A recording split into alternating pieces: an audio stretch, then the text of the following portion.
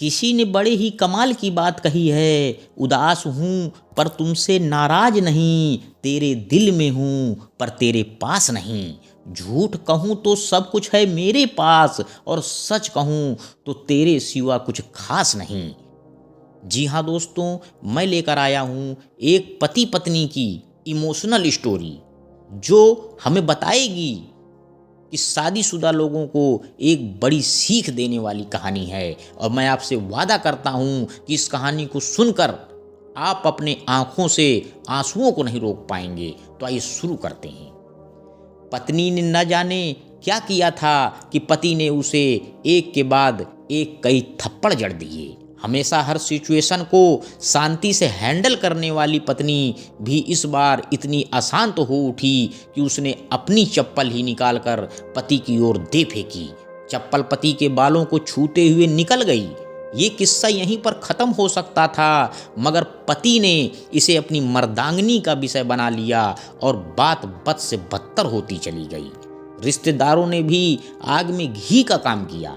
किसी ने कहा जो औरत अपने पति को चप्पल से मार सकती है वो ना ही तो वफादार हो सकती है और ना ही पतिव्रता।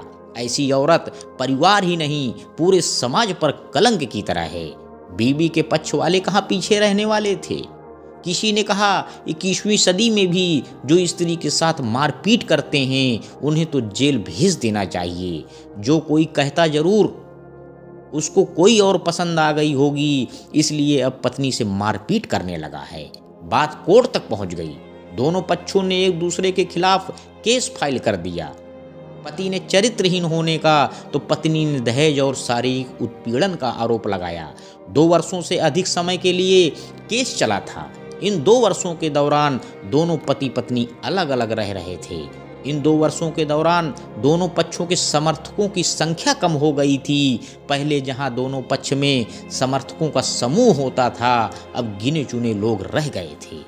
पति और पत्नी दोनों की आर्थिक स्थिति भी इस समय के दौरान नीचे गिर चुकी थी, जिन्हें वो अपना शुभचिंतक समझ रहे थे। पैसों की बात आते ही उन्होंने भी अपना पल्ला झाड़ लिया था। अगर कोई देने को राजी भी हुआ तो मोटे ब्याज की शर्त पर। आखिरकार वही हुआ जो सब चाहते थे, तलाक। हर कोई खुश था, दोनों पक्षों के रिश्तेदार, उनके माता पिता और दोनों के वकील। लेकिन 5 साल की सुखद शादी और एक सुंदर बेटी होने के बाद मिले इस तलाक से पत्नी मूक थी और पति शांत। शायद ये इत्तेफाक ही था कि इस खुशी को मनाने के लिए दोनों पक्षों के लोग एक ही चाय की दुकान पर बैठे, आमने सामने। इत्तेफाक इसलिए क्योंकि ज़्यादातर लोग जो एक दूसरे के विरोध पक्ष को सपोर्ट कर रहे थे वे एक दूसरे को अच्छी तरह से जानते भी नहीं थे। पति पत्नी भी इन सभी से दूर एक दूसरे के सामने मेज पर बैठे। पत्नी ने पति से कहा, अब तो खुश हो गए ना, तुम्हारे मन की जो हुई है, तुम्हें तलाक मुबारक हो। तब पति ने भी जवाब दिया कि तुम भी तो आज जीत गई हो, तुम्हें भी तलाक मुबारक हो। तलाक को तुम जीत का प्रतीक समझते हो? पत्नी ने पूछा। पति चुप रहा। थोड़ी देर की शांति के बाद पति ने कहा, मुझे तुम्हें 5 लाख रुपए अभी और हर महीने 8,000 रुपए देने हैं, जो कोर्ट का आदेश है। अभी मेरे पास पैसे नहीं हैं, इसलिए हमारा मतलब मेरा जो सिटी में फ्लैट है उसे तुम्हारे नाम कर देता हूँ। पत्नी बोली, लेकिन उस फ्लैट की कीमत तो 18 लाख की है। हाँ, लेकिन हमारी बेटी तुम्हारे साथ है और आगे जाके उसके खर्चे भी बढ़ेंगे, तुम्हें थोड़ी आसानी होगी। पति ने कहा, नहीं नहीं, मुझे सिर्फ 5 लाख ही देना और तुम हर महीने 8,000 तो देने ही वाले हो, मैं मैनेज कर लूँगी। अगर 5 लाख नहीं है तब भी कोई बात नहीं, पत्नी बोली। दोनों फिर से शांत हो गए। पति सोचने लगा, कितनी भोली और समझदार है ये औरत जो कुछ समय पहले तक मेरी पत्नी थी और अब अनजान। ये वही है जो कम से कम खर्चे में घर चलाती और पैसे बचाकर मेरे जन्मदिन और बर्थडे पर हमेशा मेरे लिए नए कपड़े खरीद कर लाती। कभी बीमार भी हो जाती तो पैसे बचाने के लिए मुझे मालूम ना होने देती और घरेलू नुस्खे से अपना इलाज कर लेती। मगर घर में कोई और बीमार हो जाता तो तुरंत डॉक्टर के पास ले जाकर जाती। मेरी तो मत ही मारी गई थी। मैं ही अपनी झूठी मर्दांगनी के चक्कर में इतनी बड़ी गलती कर बैठा। पत्नी के दिमाग में भी उथल पुथल चल रही थी। अभी भी वैसा का वैसा ही है। पहले भी खुद से ज़्यादा हमारे बारे में सोचता था और अब भी वही कर रहा है। ये वही आदमी है जो मुझे एक्सीडेंट से बचाने के लिए खुद मोटरसाइकिल के आगे कूद पड़ा था और अपनी उंगली तोड़वा बैठा था। पता नहीं कौन सी मनहूस घड़ी में मैंने झगड़ा कर बैठी। पति ने मौन तोड़ते हुए पूछा, अब हमारे कमर में दर्द कैसा है? ज़्यादा तकलीफ तो नहीं देता? पत्नी हल्का सा मुस्कुराई और बोली, अभी भी होता है, अब तो पेट में भी क्रैम्स उठते हैं। वो तो होगा ही, तुम योगा या कसरत भी तो नहीं करती हो, अब किसी गायनोकोलॉजिस्ट को जरूर दिखा देना, पति ने कहा। तुम बताओ, तुम्हारा अस्थमा कैसा है? क्या अब भी दौरे पड़ते हैं? पत्नी ने पूछा। हाँ पड़ते हैं, पहले से ज़्यादा, क्योंकि अक्सर इन्हेलर भूल जाया करता हूँ याद दिलाने के लिए, तुम जो नहीं हो अब, पति बोला।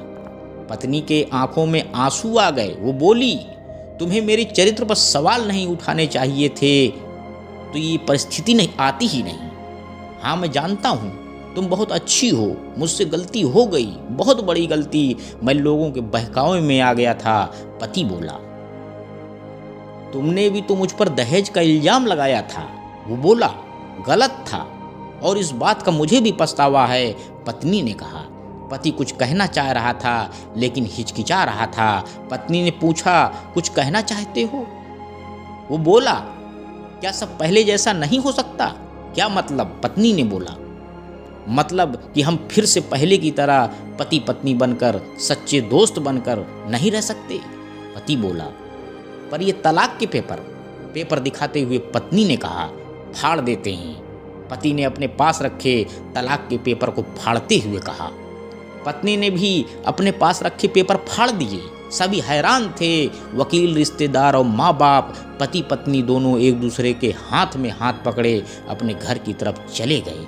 दोस्तों, ये कहानी उन हर पति पत्नी के लिए बड़ी सीख है जो छोटी छोटी बातों पर लड़ते हैं और इन झगड़ों को बना बना के अलग होने का कारण जानते हैं। प्यार और झगड़ा तो एक सिक्के के दो पहलुओं की तरह हैं। दोनों को स्वीकार करना होगा, तभी ये पवित्र रिश्ता उसकी मंजिल तक पहुंच पाएगा। अंत में दोस्तों, बस मैं यही कहना चाहता हूं कि तुम्हें क्या खबर है कि तुम मेरे क्या लगते हो। इन बढ़ती बेचैनियों में तुम एक दवा लगते हो। मिल गई हो मुझे हर खुशी जिसमें मेरी मांगी हुई तुम वो दुआ लगते हो। धन्यवाद दोस्तों। मेरी YouTube चैनल को लाइक व सब्सक्राइब करें। आपका दिन शुभ हो।